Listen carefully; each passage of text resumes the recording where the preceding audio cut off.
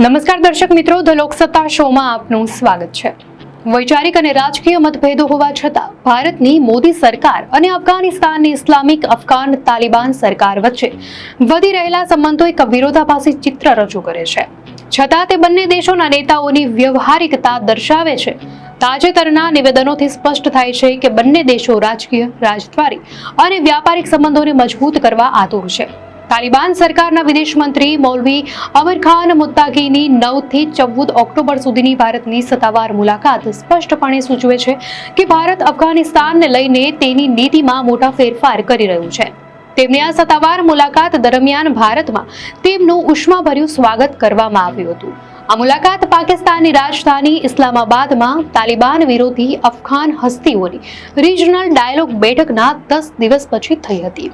આ તમામ ઘટનાઓ એવા સમયે બની રહી છે જ્યારે પાકિસ્તાન અને અફઘાન તાલિબાન વચ્ચે સરહદ પર અથડામણો ચાલુ છે અને આનાથી નવી દિલ્હીના વ્યૂહાત્મક હિતોની પ્રાથમિકતાઓ સ્પષ્ટ થાય છે। ભારત અને અફઘાનિસ્તાન વચ્ચે વધી રહેલો આ મેળાપ જે 4 વર્ષ પહેલા અકલ્પનીય હતો, તેને તાલિબાનના પરંપરાગત સમર્થક પાકિસ્તાન માટે એક મોટો ફટકો માનવામાં આવે છે। ભારત અને અફઘાન તાલિબાન વચ્ચેનો આ મેળાપ 2 દાયકાના તણાવપૂર્ણ સંબંધો પછી થયો છે। ભારતે તાલિબાનને પાકિસ્તાની જૂથ તરીકે જોયું હતું, જેનો ઉદ્દેશ અફઘાનિસ્તાનમાં ભારતના પ્રભાવને ખતમ કરવાનો હતો। આના આધારે ભારતે રશિયા અને ઈરાન સાથે મળીને તાલિબાન વિરોધી અફઘાન જૂથોને મદદ કરી। 2001માં અમેરિકાએ તાલિબાનને સત્તા પરથી હટાવ્યા પછી ભારત પછીના 20 વર્ષ સુધી નવી અમેરિકા સમર્થિત અને આંતરરાષ્ટ્રીય સ્તરે માન્યતા પ્રાપ્ત અફઘાન સરકારનો મુખ્ય સમર્થક રહ્યું। પરંતુ ફેબ્રુઆરી 2020માં કતારમાં અમેરિકા અને તાલિબાન વચ્ચેના શાંતિ કરાર બાદ ભારતીય નીતિ નિર્માતાઓમાં મૂંઝવણ વધી। 15 ઓગસ્ટ 2021ના રોજ તાલિબાને કાબુલ પર કબજો કર્યો, ત્યારે ભારતે કાબુલ સ્થિત દૂતાવાસ સહિત તેના 4 વાણિજ્ય દૂતાવાસો ઔપચારિક રીતે બંધ કર્યા અને હજારો વિઝા રદ કર્યા, જેને કેટલાક ભૂતપૂર્વ અફઘાન અધિકારીઓ અને રાજકારણીઓએ વિશ્વાસઘાત ગણાવ્યો। જો કે અફઘાનિસ્તાનમાં નવી રાજકીય અને સુરક્ષા પરિસ્થિતિને જોતા ભારત અને તાલિબાન બંને સંબંધો સ્થાપિત કરવા આતુર હતા, કારણ કે તેમાં બંનેને ફાયદો દેખાતો હતો। સત્તામાં આવતા પહેલા જ તાલિબાને ભારતને આશ્વાસન આપ્યું હતું કે તેમની વિદેશ નીતિ સ્વતંત્ર છે અને તેમનો રાજકીય એજન્ડા કોઈ ત્રીજા દેશની માંગણીઓ અને પ્રાથમિકતાઓની બદલાયેલો નથી। જૂન 2012માં તાલિબાને અફઘાનિસ્તાનમાં સૈન્ય ભૂમિકાની અમેરિકન માંગને સ્વીકાર ન કરવા બદલ ભારતની પ્રશંસા કરી અને તેને આ ક્ષેત્રનો એક મહત્વપૂર્ણ દેશ ગણાવ્યો।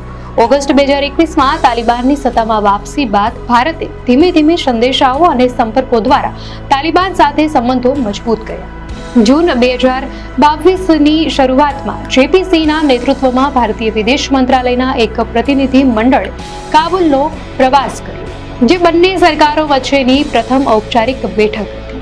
તે જ મહિનાના અંતે ભારતે કાબુલમાં એક તકનીકી ટીમ મોકલવાની જાહેરાત કરી, જે માનવીય સહાયનું વિતરણ કરશે।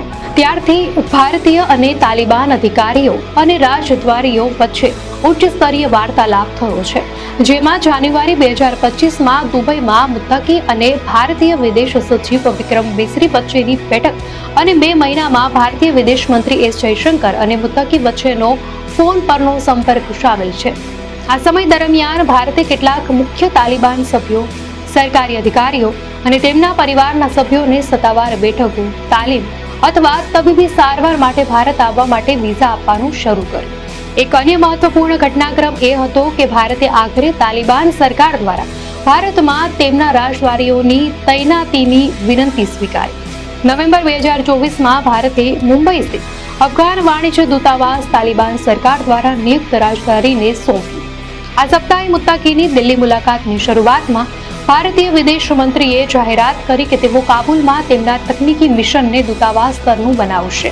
જોકે ભારતે તાલિબાન સરકારને ઔપચારિક માન્યતા આપી નથી, પરંતુ તે દિલ્હી સ્થિત અફઘાન દૂતાવાસમાં તાલિબાન સરકાર દ્વારા તૈનાત રાજદ્વારીઓને સ્વીકારવા સંમત થયું છે। તાલિબાન શાસન માટે ભારત સાથે સંબંધો સામાન્ય બનાવવાનું અનેક રીતે મહત્વપૂર્ણ છે, કારણ કે ભારત એક મુખ્ય પ્રાદેશિક શક્તિ છે અને ભૂતકાળમાં અફઘાનિસ્તાનનો પરંપરાગત સહયોગ રહ્યો છે. આ સંબંધો તાલિબાન શાસનની ઘરેલું અને આંતરરાષ્ટ્રીય સ્થિતિ અને વૈધતાને મજબૂત કરે છે અને તેને કોઈ અન્ય દેશની કઠપૂતળીના બદલે એક સ્વતંત્ર ખેલાડી તરીકે રજૂ કરે છે. ભારત જેવા દેશ સાથે સંબંધો સ્થાપિત કરીને તાલિબાન પશ્ચિમી દેશોના દબાણ અને પ્રતિબંધો છતાં તે એકલું નથી તેવો સંદેશ આપવા માંગે છે. ગરીબીથી પીડિત અફઘાનિસ્તાનને આર્થિક અને વેપારિક સંબંધોને મજબૂત કરવાની સખત જરૂર છે અને આ સંદર્ભમાં ભારત ઐતિહાસિક રીતે અફઘાનિસ્તાનના સૂકા અને તાજા ફળો, શાકભાજી અને જડીબુટ્ટીઓ માટેના સૌથી મોટા બજારોમાંનું એક રહ્યું છે. તાલિબાન સરકાર ઈચ્છે છે કે ભારત તેની જૂની વિકાસ પરિયોજનાઓ પૂરી કરે અને નવા પ્રોજેક્ટ શરૂ કરે, તેમજ વેપારીઓ, વિદ્યાર્થીઓ અને દર્દીઓ માટે વિઝા આપવાનું ફરી શરૂ કરે. ભારત અને પાકિસ્તાન લાંબા સમયથી અફઘાનિસ્તાનમાં એકબીજાના પ્રભાવને ખતમ કરવાની હોડમાં લાગેલા છે. 1994 થી 2001 સુધીના પ્રથમ તાલિબાન શાસન દરમિયાન પાકિસ્તાન સાથેના તેમના સંબંધો ખૂબ સારા હતા, પરંતુ બીજા શાસનની શરૂઆત પછી તરત જ તે બગડ્યા છે. પાકિસ્તાનનો આરોપ છે કે તાલિબાન સરકાર તહરીક-એ-તાલિબાન પાકિસ્તાનને પાકિસ્તાન વિરુદ્ધ હુમલા કરવા માટે અફઘાન ધરતીનો ઉપયોગ કરવાની મંજૂરી આપે છે. તો બીજી તરફ તાલિબાન સરકારે પાકિસ્તાન પર અફઘાનિસ્તાન અને તાલિબાન સરકારને અસ્થિર કરવાના પ્રયાસો કરવાનો આરોપ મૂક્યો છે. તાલિબાન સરકારના પાકિસ્તાન સાથે સંબંધો બગડ્યા તેમ ભારત સાથેના તેમના સંબંધો અણધાર્યા રીતે મજબૂત થયા છે. ભારતની સૌથી મોટી ચિંતા સુરક્ષા છે, ખાસ કરીને ISIS અને અલ-કાયદાને લઈને. તાલિબાન સરકારે ભારતને ખાતરી આપી છે કે તે તેના ક્ષેત્રનો ઉપયોગ તેના વિરુદ્ધ હુમલાઓ માટે નહીં થવા દે. બંને પક્ષો સુરક્ષા અને ગુપ્ત માહિતી વહેંચવાના મુદ્દાઓ પર પણ સહકાર આપી રહ્યા છે. તાલિબાન શાસન સાથે સંબંધો જાળવવા એ ભારત માટે રાષ્ટ્રીય હિતનો વિષય છે, કારણ કે તાલિબાન હાલમાં અફઘાનિસ્તાન પર શાસન કરી રહ્યું છે. એક ઉભરતી શક્તિ તરીકે ભારત આ ક્ષેત્રમાં પોતાનો પ્રભાવ વધારવા માંગે છે. પાકિસ્તાન અને ચીન જેવા પ્રાદેશિક હરીફો અફઘાનિસ્તાનમાં પોતાનો પ્રભાવ વધારવામાં વ્યસ્ત હોવાથી નવી દિલ્હી પાછળ રહેવા માંગતું નથી. જો કે ભૂતકાળની ઘટનાઓને કારણે અફઘાનિસ્તાનમાં તાલિબાન શાસન અને ભારત વચ્ચેના સંબંધો હાલમાં સાવચેત અને વ્યૂહાત્મક છે. બંને પક્ષો ખૂબ જ સાવધાની સાથે આગળ વધી રહ્યા છે. દર્શક મિત્રો, આ માહિતી આપને કેવી લાગી? આપની પ્રતિક્રિયા અમને કોમેન્ટમાં ચોક્કસથી જણાવશો અને જો આપને આ વિડીયો સારો લાગ્યો હોય તો વિડીયોને લાઇક કરો અને ચેનલને સબસ્ક્રાઇબ કરો.